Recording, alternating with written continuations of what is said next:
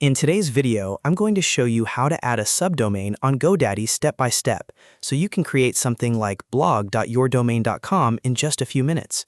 This is super useful if you want to build a blog, a store, a support area, or any separate section of your website without buying a whole new domain.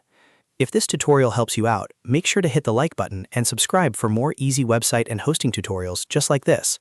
Alright, let's jump right in. First, go to GoDaddy and sign into your account. Once you're logged in, look for the My Product section. This is where all of your domains and hosting services are managed in one place. Next, under Web Hosting, click Manage. This takes you to your hosting control area, where you can access the tools needed to create the subdomain. From here, click cPanel Admin. cPanel is the dashboard where you manage important hosting settings, including domains, files, and email. Once cPanel opens, look for the Domain section. This is where subdomains are created and managed. Click Domains and then choose Create a New Domain.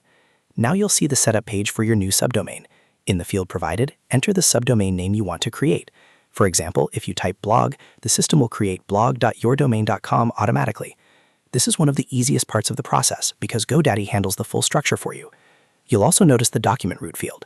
In most cases, this will autofill, and you should leave it as is unless you have a specific reason to change it.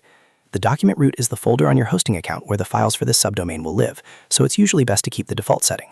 After you've entered the subdomain name and checked the settings, take a moment to review everything carefully. Make sure the spelling is correct and that you're creating the subdomain under the right main domain.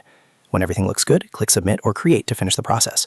GoDaddy and cPanel will now set up the subdomain for you, and after a moment it should be ready to use. At this point, you can upload files, install WordPress, or point the subdomain to a specific project depending on what you need. And that's it, you've successfully added a subdomain on GoDaddy. If this video helped, don't forget to like, subscribe, and leave a comment if you want more step-by-step tutorials like this one. Thanks for watching, and I'll see you in the next video.